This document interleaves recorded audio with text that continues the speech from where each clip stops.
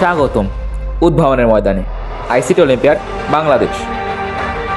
প্রতিটি বিপ্লব শুরু হয় একটি মাত্র স্কুলিং থেকে।